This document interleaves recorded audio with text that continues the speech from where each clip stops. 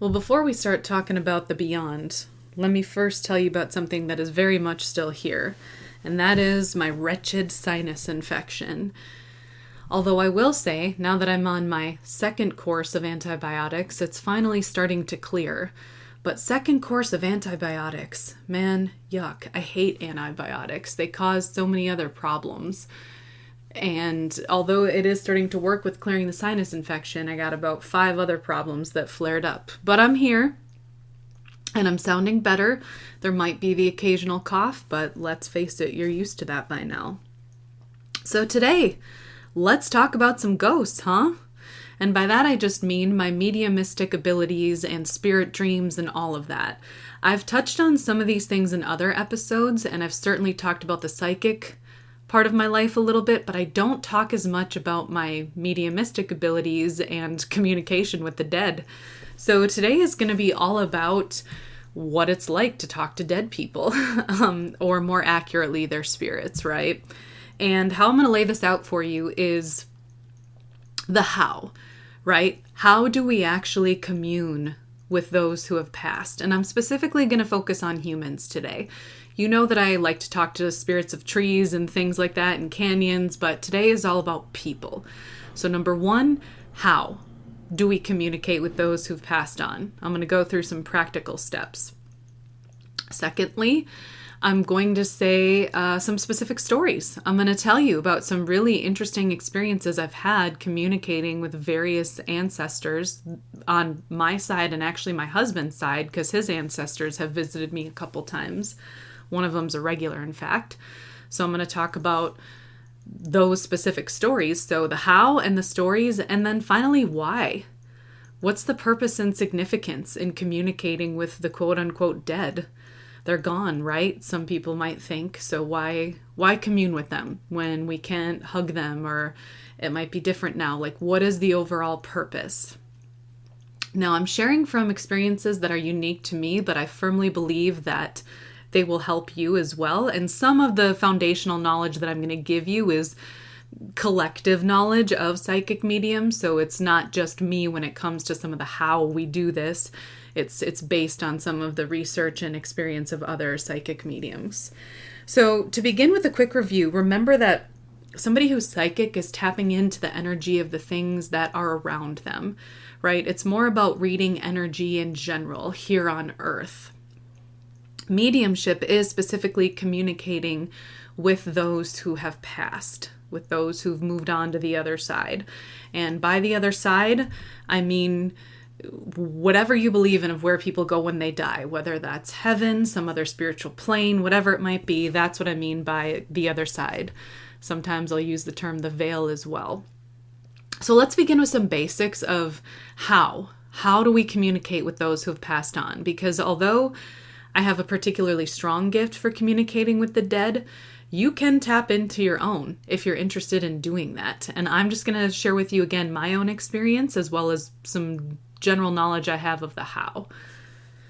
So first of all, you might have heard of the 4 clairs, and that's an abbreviation for the second part of that word and the specific way that it's used. And when I say the word clair, I'm referring to the spelling C-L-A-I-R. Okay, and it's the beginning of the way of the senses that we use to sense the dead. So for example, the one that you're probably the most familiar with is clairvoyance. That's seeing. Okay, that's when you actually, and it can refer to seeing visions, like maybe you're communicating with a spirit and they show you a vision that you can see in your mind's eye or your spiritual eye. It can refer to actually seeing a ghost. You actually physically see some sort of apparition in front of you. So that's clairvoyance. Remember, clairvoyance is all about seeing.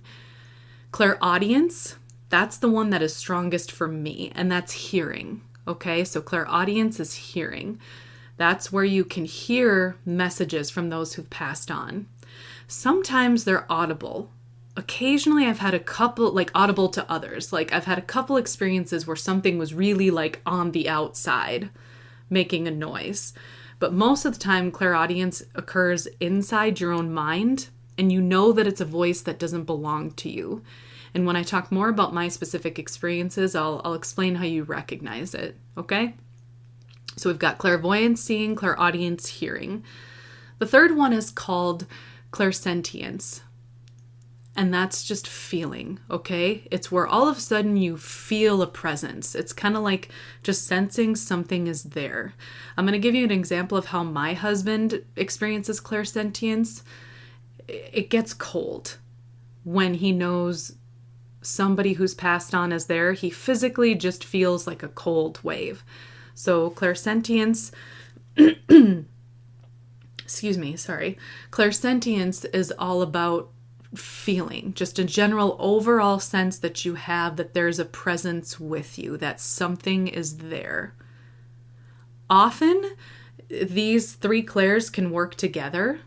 You know, you might feel all at once, you might switch back and forth between them, but just because you have one that might be stronger than others does not mean that you're not able to tap into other abilities. So clairaudience is the strongest for me, but I can sometimes experience clairvoyance and clairsentience. And then the fourth one is called claircognizance, and that's where thoughts are coming to you that are not necessarily your own. Thoughts and realizations, sort of, I'm so sorry, sort of knowings, senses that don't belong to you. They're somebody else's thoughts. They're somebody else's reality. This one can kind of go in hand with, clairaudience, hearing things, but it's like thoughts that aren't your own, realizations that aren't your own, okay? So primarily I'm going to focus on the first three clairs, right? Clairvoyance, clairaudience, and clairsentience, but I thought you should know about the fourth one, just so you know that it's out there. So now that you have a sense of like the basic hows, like what they are, how you communicate with the dead, hearing, seeing, sensing, how do you actually tap into that? Some of it, to keep it very basic, I'm gonna refer to William Bloom's work. I've studied him a lot. He's kind of an expert in the field of communicating with angels and fairies and things like that. He commonly uses the word attunement. And attunement means like you're tuning into what's around you. So literally, you're slowing down, you're taking a couple deep breaths, and you're trying to just be present. You're trying to understand, okay, what's around me? Attunement. It's a very basic, accessible way for all of us to communicate with the dead, which is to just slow down, take some deep breaths, and just feel what's going on around you, trying to slow your mind. You absolutely do not have to do this perfectly. Let's be honest. We live in a really chaotic, go type of world, and it can be really difficult to settle down and clear our thoughts. So if you're trying to do this and you find that you're randomly thinking of your shopping list or what you have to do at work the next day or where you have to take your kid or whatever it is, that's okay. Acknowledge that you've got a busy life. It's all right. Let the thought come and go and then try again. Breath work is excellent for doing this. So when it comes to attunement and getting into a space where you can hear and feel the dead, take some deep breaths. And usually 4 counts are the ones that people often refer to. So that's breathing in for 4 and holding, out for 4 seconds and holding. That's a good standard number for just the breath work that can get you into a calmer state, is to breathe in for 4 and out for 4. That can help center you. So that's one way that you kind of ready yourself to communicate with the dead, is just breath work, attunement, kind of calming and opening yourself up to a message from the beyond. You might notice that some of these things are very similar to meditation, and they absolutely are. So if you already meditate, you're a few steps closer to being able to do some of this mediumistic business, because it is all about kind of calming and centering and being present. So meditation techniques, if you already have a few that you use, are a great way to also prepare yourself to communicate with the dead. So forgive me. Once you're in kind of a calm state, reach out. If there's someone in particular who you want to talk to, reach out to them. And you can do this simply by saying, in my case, Grandma Jan, are you there? I want to speak with you. or if it's another past loved one, just reach out, say their name. It can often help to remember them, okay? So start thinking of the memories that you have of them. Or if you're trying to communicate with an ancestor who you've never met before, but people have told you stories, start thinking about the stories you've been told. Let the knowledge of them come to your mind. Some people will hold pictures or belongings of the person who passed. So like if you have a picture of the person, you can hold that. Or if you have something that belonged to them, you can hold that. I have never done this because I can tune in fairly easily without those objects, but certainly they can help kind of ground and center you and connect you with the being that you are reaching out to. So if you want to hold a picture or look at a picture or one of their objects, that definitely can work too. So just ask them, just reach out to them. Now here's where it's going to get more specific to my experience. I will hear their voice in my head.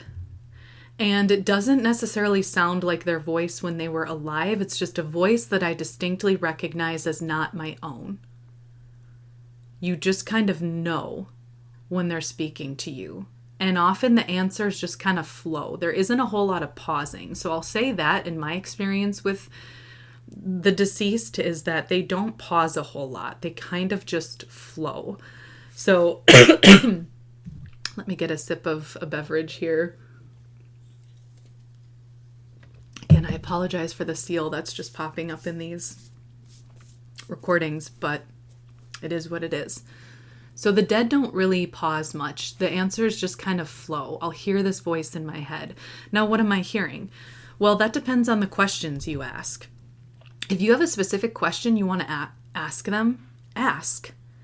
And wait for the answer. And if it doesn't all make sense right away, that's okay. Mediumistic readings are similar to psychic readings in that often there's something that you need to process over time because the spirit is working with your spirit, and our spirits are very complex dimensional beings. So it can take a while for us to fully digest what they're talking about. So if they give you an answer, but it doesn't make sense in the moment, just be patient with it because slowly it will unfold. I'm going to give you an example of this. Before I became a medium, and I was having a meeting with a psychic medium, and the one who kind of opened the door to me beginning to practice because she told me I was a psychic medium. And then I started piecing together my experiences and it all started to make sense.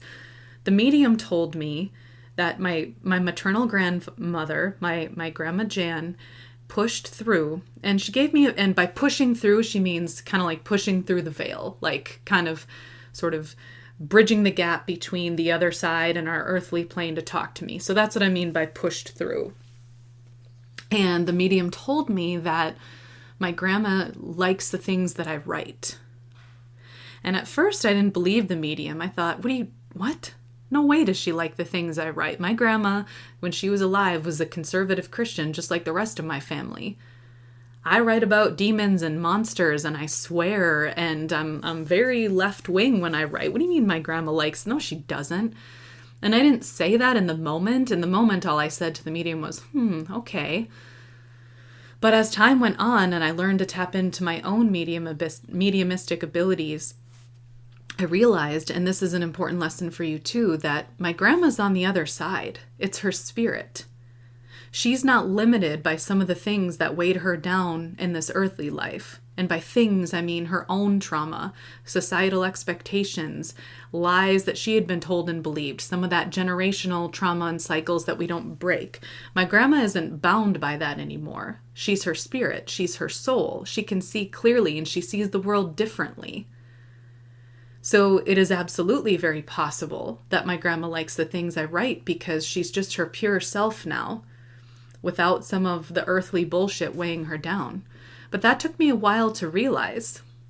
And then as I tapped further into my mediumistic abilities, I finally mustered up the courage to ask her why. And her answer was, "You're saving our family." And I knew that by that she meant breaking cycles. Breaking some of the toxic belief systems that have divided our family. Breaking the cycle of adherence to this religion that may no longer be serving anyone, but nobody will admit it. That's what she meant. So when you are speaking with someone and they give you an answer that you don't fully understand, recognize that that's okay. You might not understand it right away. And even if you do understand it, the depth of its meaning will probably become clear over time. So back to a couple more just tips for communicating with the dead. If you want to just listen like I do, you can listen and let the thoughts kind of rest in your mind. You can also write it down. That can help a lot with focus. And you can write down as much or as little as you want. You can physically write down the question that you have for them, or you can write down their answer. Just kind of wait for what they say and write it down so that you can remember it, or again, to help with focus. So writing is a tremendous tool if you're really trying to focus on your reading. And I've done this actually both with handwritten journals and with a Google document. So as long as you choose something where you're free from distractions, because like on my Google Chromebook that I use, there really aren't any ads or anything. Like, it's just a basic Chromebook. When I'm in my Google Doc, I'm in my Google Doc. There's no distractions. And obviously my journal is my journal. And so there's no distractions there either. So you can physically write or type out the answers if you want to save them or if it helps you focus. I have to plug in my computer real quick, so you'll hear the creaking of my chair. I did not come prepared in that my recording equipment was fully charged, so forgive me while I plug this in real quick.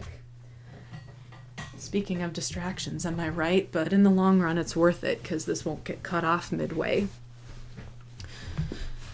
So I talk a lot about listening for the answers because clairaudience is my strongest way of communicating with the dead, but you might see images. They might show you something in your mind's eye, and picture it kind of like what you see in your dreams. Because when you're dreaming, although there's scientific explanations for what you're seeing, I also believe you're tapping into the spiritual stuff as well as your subconscious. And I believe our subconsciouses are very spiritual. So your dream images are a little bit fuzzy, right? But you know what they are. Sometimes the dead might show you something. Images that I have been shown are like a rose. And then it's kind of up to you to figure out what that rose means. So the rose that I have been shown in some of my communication with the dead, for me meant it was like a symbol of me, of something beautiful and protected. I referred to my friend Varla Ventura's Enchanted Plant book too to read about the lore of the rose and the science behind the rose and all of that. And so there was a lot of spiritual symbolic meaning. So sometimes for those clairvoyants out there, the dead will show you an image. Or they'll show you an image as an answer to your question as well. And it's up to you to kind of think about it over time, to do some more research. And you know what? The resources like Google Gemini and ChatGPT make that research really easy these days. Because all you have to do is type in, what is the spiritual symbolism of the rose? Or what is the spiritual symbolism of blank? And it will give you so many different options. And you kind of just read through them and pay attention to how you feel when you're reading. What resonates with you? What feels right? Because once you realize what feels right, that can help you understand what they meant by that symbol. So sometimes they'll show you symbols. And sometimes you'll feel something when you're communicating with them. You might feel a deep love that they have for you. You might feel suddenly lighter after talking with them and what they told you. You might feel sadness. Now, I should say, and I should have told you this earlier, it's important to protect yourself when you're communicating with the dead to make sure something evil doesn't pop in there. So here's a couple tools for protecting yourself. A common one that psychic mediums use is the white light shield. And the basic way to do that is you picture a white light, kind of like a white orb in your chest, and you watch it kind of spread its light throughout your body and then kind of bubble out in front of you as a protective shield. And you picture it being solid, and you can even say things like, the shield is set for those who would do me harm. So you can set shields like that. I often picture myself as the sun. Like I literally see the sun shining in my chest, and then I picture my whole body kind of erupting in sunlight. And that's a tool for like, I'm putting out like the love and life of the sun, right? Because the sun is very life-giving. But I'm also kind of burning and protecting myself from anything evil that would try to get close, right? Because evil isn't going to want to go towards the sun or beings of light. So make sure that you set shields if you're going to communicate with the dead. And that you can, and the way to recognize if something evil has popped in too is if you just feel gross all of a sudden, like something feels wrong, something is sending you into a panic, or something just feels like it shouldn't be there. So if you ever feel panicky or nervous or sometimes even sick, that means something is there that shouldn't be there. And you can tell it to go away, and it will go away. And you can simply say, you are not welcome here. Leave now. Go away. Set your shield, and you should be okay. So that's an important note, is as you're practicing these things, don't allow evil in. And you can tell it to go away and pay attention to how you feel. That is the beauty of mediumship and practicing the psychic arts too, is not only does it help you tap into the spiritual realm, but it also grounds you. It helps you pay attention to your body and your heart and your soul. And in a world where we're so separated from ourselves, these practices can be so healing. You know, talking to our ancestors who have gone on is so healing, right? It helps us feel connected, but it also helps us pay attention to ourselves and how we're feeling. So on that note, always be paying attention. And if something is making you feel wrong or panicky or sick, that's not your ancestor. That's some kind of evil entity trying to get in. And I'll say in my experience, this has never happened to me, not when I'm consciously practicing. It's happened to me in my dreams before. And in the middle of the night when I get visitors, I've had evil ones show up, and I knew because they felt wrong, it felt gross. I smell alcohol a lot.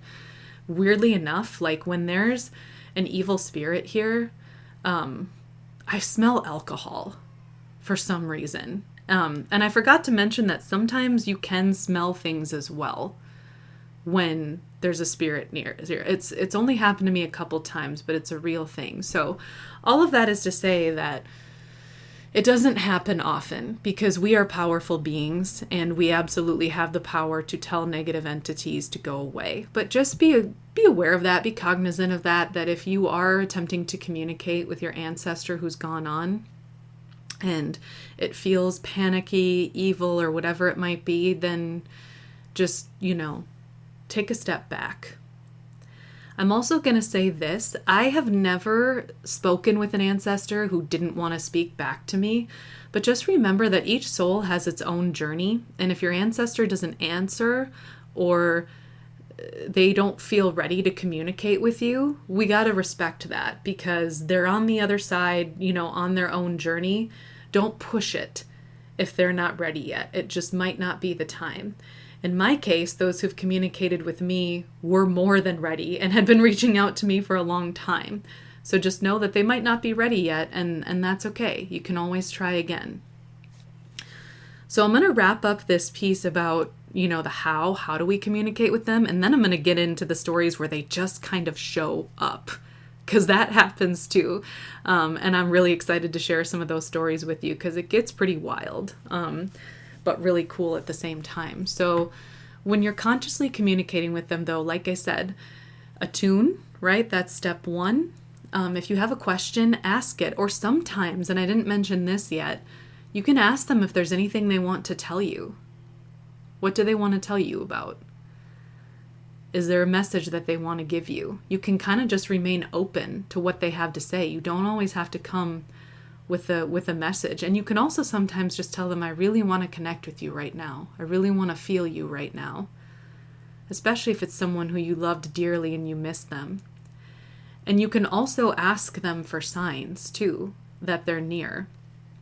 In the case of my grandmother, a rose is one. A rose is a sign that she's near. If you've lost someone else who's dear to you and you loved baking chocolate chip cookies with them, ask them to show you chocolate chip cookies so they know that you know that they're around, and you'll start seeing chocolate chip cookies around. So you can also just reach out to connect with them, to feel their presence, and you can ask them that, and you can ask them for signs throughout the day, week, month, year that they're near, and they will show them to you. So that part is really cool. If you want to know more about that, you can read Laura Lynn Jackson's book, Signs. She goes into all the details about recognizing our deceased loved ones through their signs. So that's a really cool read too.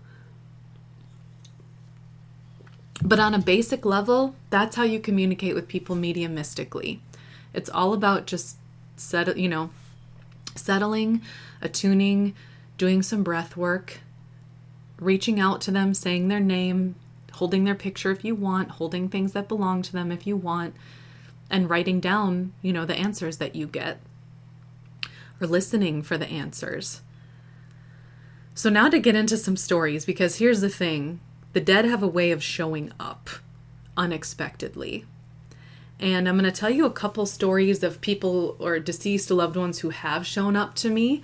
And to let you know that this journey isn't perfect, but there's an overarching message we can get for all of it. So now that we've wrapped up the how, let me get into some stories, some things that have happened.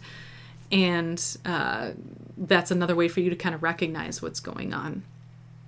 So I think I'm actually going to start with my husband's family, because there's two people who are deceased loved ones on his side that have shown up to talk to me. And that's what's really interesting, right? Because they're not my biological ancestors. But obviously I'm married to one of their descendants, so there's a connection there. And his ancestors are concerned about the well-being of both of us. So they show up, which is interesting. I'm going to tell you about his Aunt Barb first, because she was actually the one who kind of helped me open up even more to my own mediumistic abilities, and this is how. So speaking of smells, I don't often smell spirits, but occasionally I do. There was one night about 2 years ago where, or maybe it was only maybe a year and a half ago, where I woke up and smelled fried chicken. And I said to my husband, "Do you smell that? It's fried chicken." And we're vegetarians, right? So we don't have fried chicken in our house. And he goes, "No, I don't smell anything." And I'm like, "Oh, okay." So then I kind of drifted off to sleep. And this is often when the dead show up, is when you're kind of between sleep and awake, or you've been asleep for a little while and they all of a sudden appear. All of a sudden I was jolted awake and I saw an apparition on my husband's side of the bed that I knew was his Aunt Barb. And here's how she appeared. She was kind of shadowy, right? She didn't appear to me as clear as she was when she was alive. She appeared as a shadow, but it was kind of like the outline of her hair looked the same. And I just kind of knew that it was her. I knew that it was her. So trust your instincts when apparitions appear or voices come who you think it is. You're probably right. Trust your gut instinct. And sure enough, it was Barb. She disappeared really fast, because that's what often happens when I wake up and there's an apparition, is it will disappear fast. But I smelled the fried chicken more strongly than ever. And in the moment, Barb didn't say anything to me. She was just there and then gone. But obviously I was thinking about it the next day or two. And I told a friend of mine who I used to work with what I saw. And she's like, "You should see what she wanted." And again, this is before I was practicing my mediumistic abilities regularly. So I thought, okay, I guess I'll just ask her. So I did exactly what I told you to do. I got quiet and I said, "Okay, Barb, what do you want?" And then I heard her voice in my head, and hers came across as kind of raspy forward, very similar to how she was when she was alive. And she said, "I want you to know I'm here and I'm going to help you." And by "I'm going to help you," I knew she meant like with my book sales, believe it or not, like getting my name out there, helping me get the connections that I need to become a full-time author and help the world with my stories. She's like, "I'm going to help you. I'm going to work for you. Who do you want me to try to contact?" She asked me that, what earthly person I wanted her to try to contact. And I was like, okay. And I gave her a name. She's like, "All right, I'm going to figure it out." Okay. And the conversation kind of ended there. But Barb was a fairly regular visitor for a while. Sometimes she would show up in my car.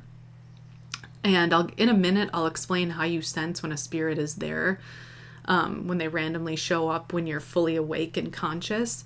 But I knew throughout the time that she would show up that she just wanted me to know she was there trying to help me. Now, here's why we have that kind of a relationship. So you should know that I only ever met Barb once before she died. And here's where the fried chicken thing comes in. I met her at my husband's family's 4th of July celebration. It was a big thing that they have at the cabin that Barb owned. And when I first came to this holiday, her son, Barb's son, had just brought home a new girlfriend. And she told me, yeah, no, so-and-so's girlfriend brought this big bucket of fried chicken. And isn't it delicious? And we're so excited she brought this chicken. And I kind of thought, okay. You know, truth be told, in real life, I was like, fried chicken isn't that great. But good for you, Barb, and your son's girlfriend, you know.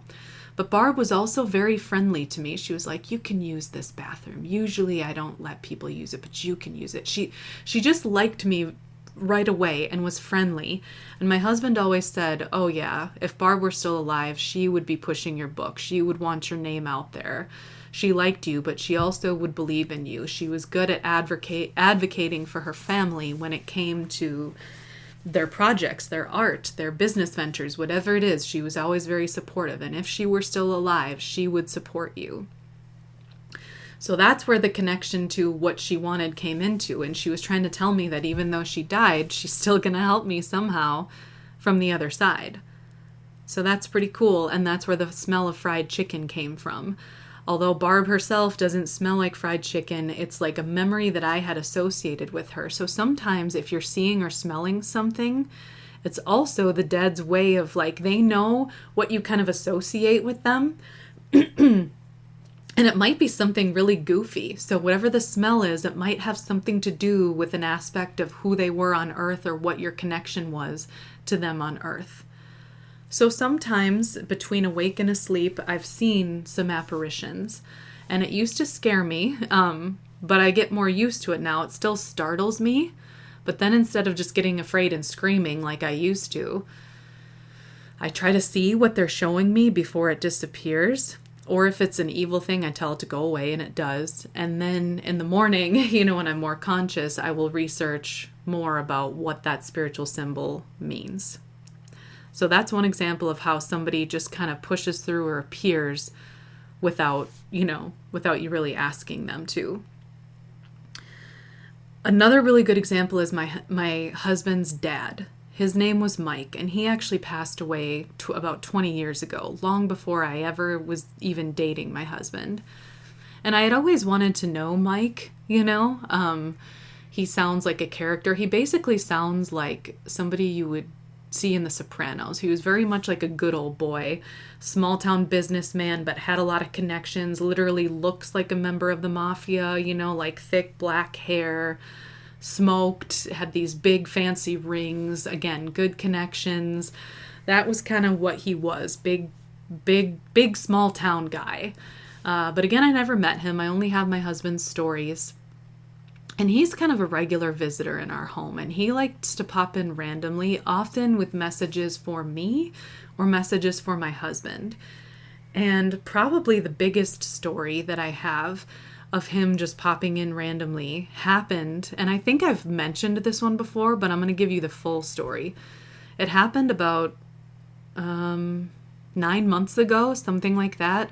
My husband was in our bedroom, and we have one of those fans that has like a covering over the light. You know, most bedroom fans are like that, right? You have the fan, you have your light bulbs, but then you have like a glass kind of casing over the light bulbs, so they're not as bright. Well, I was in the living room, which isn't far from the bedroom, and we have wood floors in our house, and my husband was in our bedroom folding his laundry, and all of a sudden I hear that was supposed to be shattering glass, but I don't know if it sounded like that. Shattering glass is kind of a difficult sound to make. But anyway, I heard the glass shatter. And of course, I jump up and I run in to see what happened. And sure enough, the glass from our fan is shattered all over our floor. And my husband said, it almost hit me. He's like, I just moved to turn to put this shirt in the drawer, and that's when it fell. It almost hit me. And then almost instantly, and this is the only time I've like physically felt the deceased in my body, but I was like, your dad's here. He needs to talk to you right now. And he goes, okay. And then I kind of started walking like Mike. He's like, Jenna, you look like my dad right now. I'm like, yeah, doesn't matter. Sit down. Like, it was like I was fully in control. And I knew that, like, and when I say I was fully in control, I was allowing Mike to do this. So just so you know, you don't ever have to let anybody talk through you if you don't want to. But I wanted Mike to talk through me because I trusted him and I knew he needed to talk to my husband. So I was like, okay, sit down. And then basically the message from my husband had to do with something related to his own soul journey and something he needed to do by a specific time or it was going to be too late. So it was his dad kind of intervening and trying to push his son to do something he really needed to do before time runs out. Hence the symbolism of the shattering glass, because his dad knocked the fan glass down.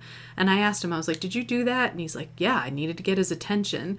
And the near miss, meaning like the near miss of the glass crashing on my husband, was his father's sign of, hey, if you don't do something fast, you're going to get hurt. It's going to be dangerous. You have to take action now. So that was a big one. And I probably don't need to say this, but like our fan was fine.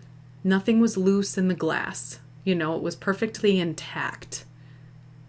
And it shattered to the floor, as my husband's dad very clear way of saying he needed to speak. So those are a couple stories of my husband's family and how they've appeared to me. Oftentimes they'll appear in the car, and how that feels is like I'll just all of a sudden know that they're there. That's where that clairsentience comes in, that attunement comes in, because I'll be driving along and it's like, oh my God, Barb is here, Mike is here. And then they'll often just start talking. And again, that's kind of how spirits are. They don't pause a whole lot. They kind of just talk. And often they just need to tell me something. So although we can sit and attune and reach out to them, sometimes the spirits appear and talk to us when we don't expect it. And they have a message for us. So just know that, like, if you sense that somebody who's passed on is with you, don't ignore that feeling unless you don't want to talk to them. It's always your choice. But if it is someone who you want to talk to, tune in. Turn your music down or shut it off. Take a deep breath and just listen. It's been such a joyful experience. I love when the spirits randomly drop in and talk to me. The fan was a little dramatic, but it needed to happen. And so just tune in, hear what they have to say. Or again, if you don't want to talk to them, tell them, I don't want to talk to you right now, please leave. And they do have to leave, and they will. So I'm going to switch gears to my family now and talk about a time when my maternal grandfather, Mac, randomly appeared. So I was out to dinner, and this is a really emotional one for me. And maybe I should give you the background of my grandpa before I tell this story so it makes a little more sense. A couple things you need to know about my grandpa. Number one, I have very fond, pleasant childhood memories of my grandpa taking the whole family out, meaning me, my cousins, my aunts, uncles, my parents, my siblings. He would take us out to this pizza place called Jerrio's, and it was near our family cabin, and it was a really cool pizza place because they had all these antique decorations inside, you know, like old bikes and signs and license plates and lamps, and it was just this really kitschy, cool pizzeria that just had antique decorations all over. It was really fun. And it was one of my favorite things, my favorite memories of my childhood was my grandpa taking us out to this pizza place whenever we would all be up at the cabin together. So it's a positive memory. Another thing you should know is that when my grandpa died, I sang the Hallelujah song at his funeral. And you know what song I mean, right? Like, I heard there was a secret chord that David played and he pleased the Lord. Right? You know that song. So I sang that song and played my guitar at his funeral after giving a little speech just about my grandpa. So there's some background on that, and now that you have the context to jump into, about 6 months ago, I was out to dinner with my husband at a pizza place in downtown Minneapolis, and my husband and I were sitting at dinner, and all of a sudden, there was a bunch of music on in the background at this pizza place, and all of a sudden the Hallelujah song came on, and I froze. And tears welled up in my eyes because I felt my grandpa so strongly, and the Hallelujah song was his way of getting my attention. And I know he felt sad, because I felt sad too, and he just wanted to tell me, because I stopped and listened, and I just knew he was there. I was literally eating pizza with my husband. Hallelujah song comes on, and I freeze, because I just sensed that he was there. And I just listened for a minute. And he told me that he loved me. He thanked me for singing the Hallelujah song. He was sad that he couldn't be with me, but that he was here. And then he kind of slipped away. But it was this, my husband and I were just having a casual conversation over dinner, but all of a sudden he just pushed through. And I felt him. And that's where that clairsentience comes in, of I just know that he's there. And then the funny part is, after I listened to what my grandpa said, I looked at my husband and I said, "Did you feel that?" And immediately he goes, "The dead? Yeah."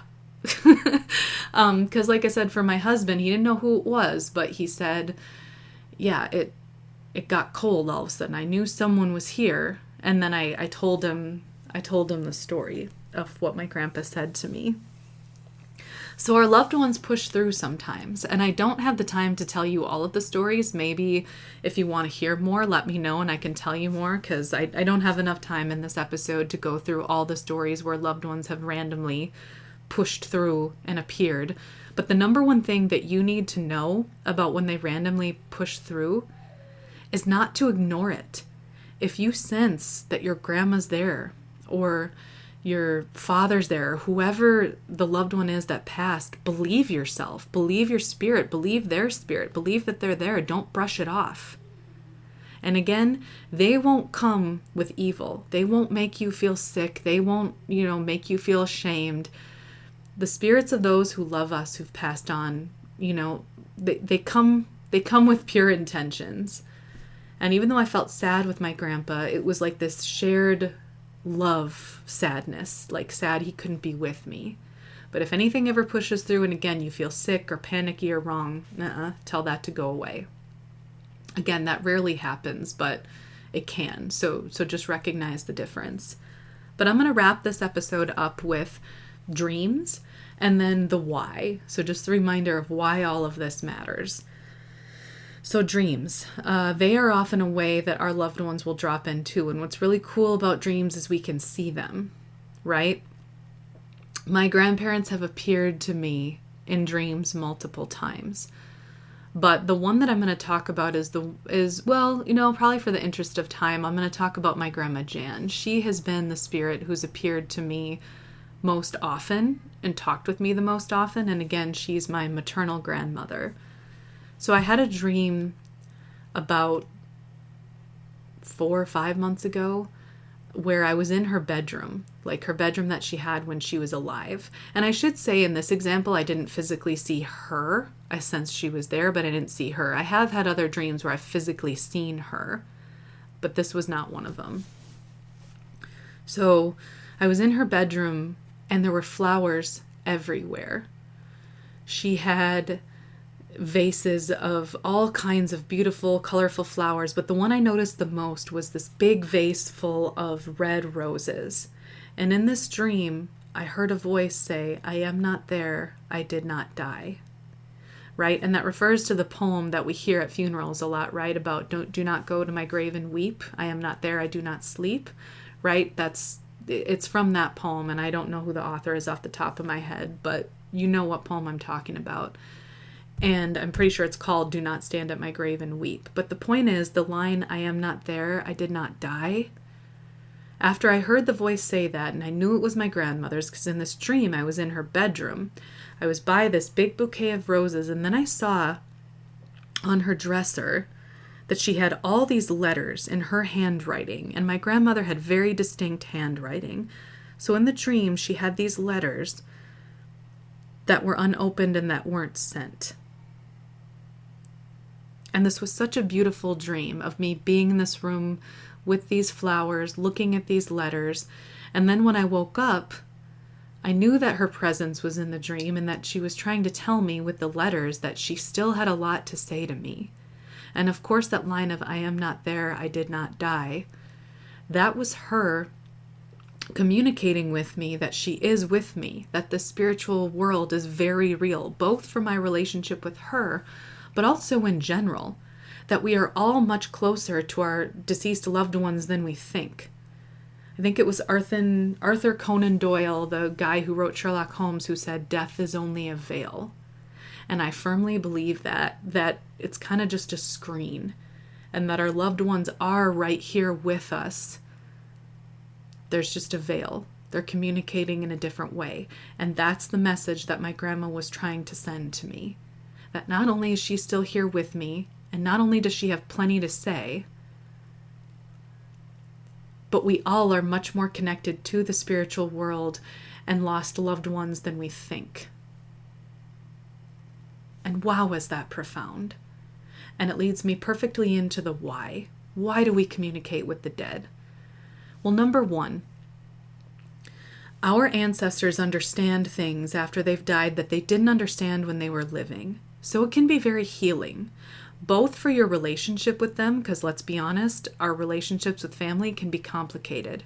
Well, when we die, we see our actions in our life very differently. We're able to see where we maybe messed up in life and where we maybe were not focusing on the right things. So it can be healing. It can be very healing, both for our relationship with the people who have gone, but also for our family. This is how you break cycles. It can let you know if you're on the right track with some of the things that you're doing to try to live a healthy life for yourself and your children. They can communicate about that. Like I said, my grandma said, "You're saving our family." And I knew she meant breaking the cycles. So number one, it helps us connect with ancestors. It helps us break cycles. The second reason of the why do we communicate with the dead? It can be very healing for us too. It can give us that connection with family that we maybe don't have here on earth because our other family members maybe aren't ready for that yet, or they're not healed, or they're distracted by their own bullshit. It can provide a healing connection to family. And connection in general. That part is huge. You all know that I am all about connection, right?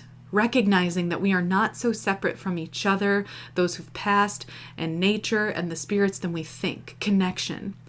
All of us human beings need connection, and connecting with our ancestors not only helps us connect to the lost loved ones that we love, but it also helps us connect to our own spirit, to the spirit of the world. Remember at the beginning how I said that a lot of mediumship is very similar to meditation, and that you're getting your mind, body, and your spirit in a settled and an attuned state? It helps with that connection. And that's huge. And then finally, the third thing is it can give us direction. It can help us find our path, or let us know if we're on the right one, or maybe what we need to do to get on the right one. I'm going to share a very special symbol with you to wrap this up.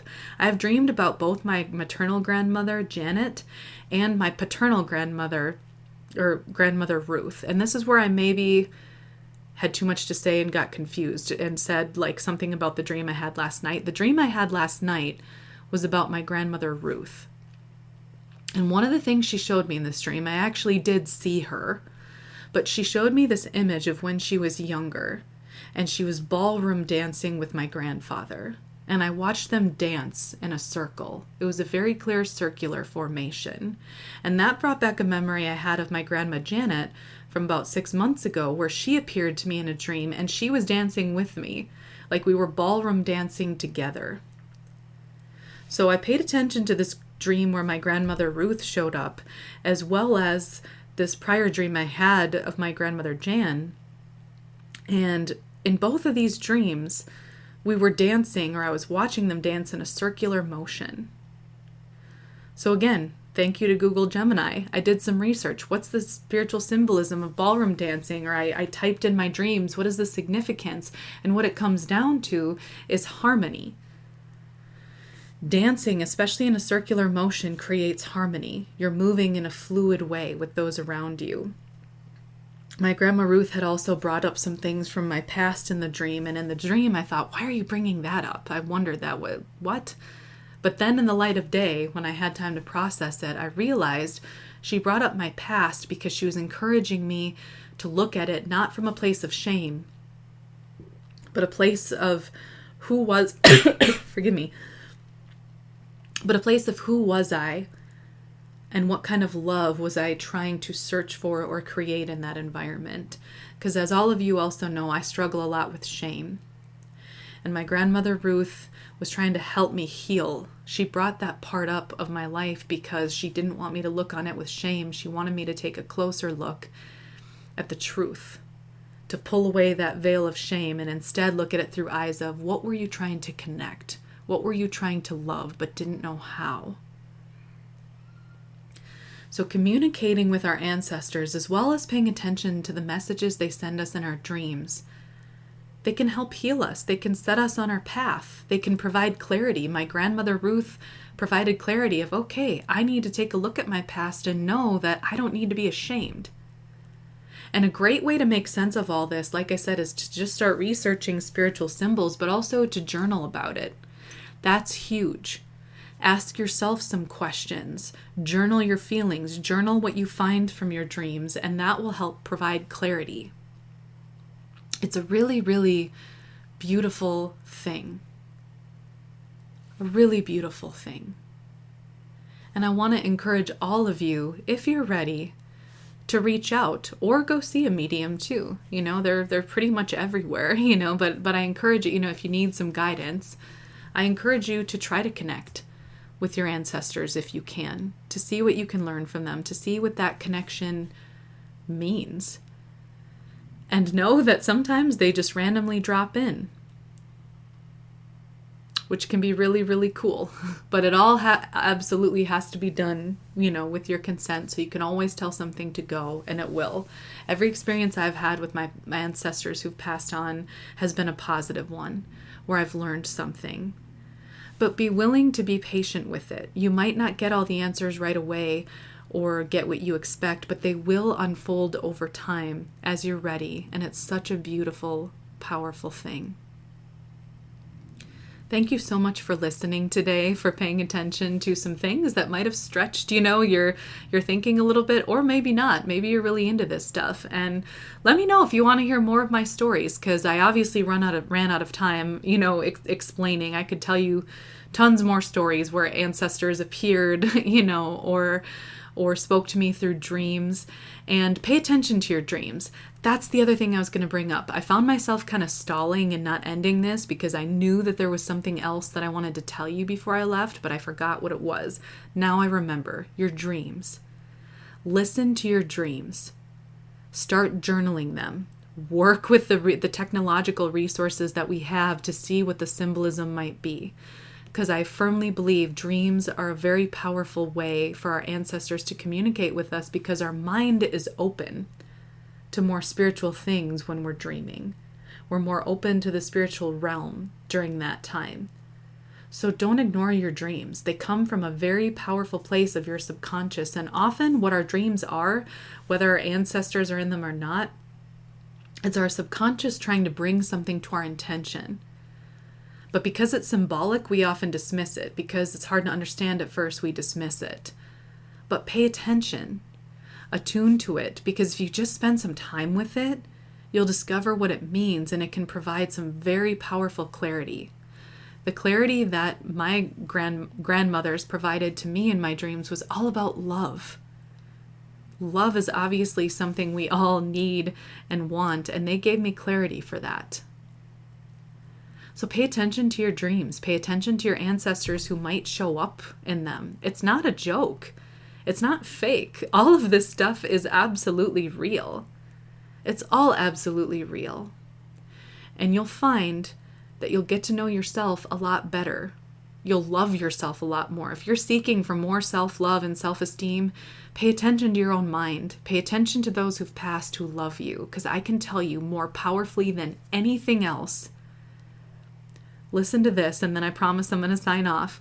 More powerfully than anything else, my connection, my mediumistic connection to my deceased ancestors and my own psychic abilities has led to a much more profound love of self than I knew I was capable of. And that's how you know that you're communicating with the right spirits. It's those that make you feel good about yourself, those that encourage you to heal, those that encourage you to get to know yourself better. I love myself so much more than I used to since I started practicing these mediumistic and psychic abilities. I've come into so much more love for myself, and then naturally, and this is the real part too, that spills out onto others. I want others to find this connection too, hence making this episode. So it's a beautiful, beautiful way for us to connect with ourselves, with the spirits of those who love us, and with each other. But in the meantime, thank you for connecting with me through this episode. I'm so grateful that you come back each week, and I'm so excited for what I get to share with you. And I guess the maybe summarized way of saying that is thanks for coming.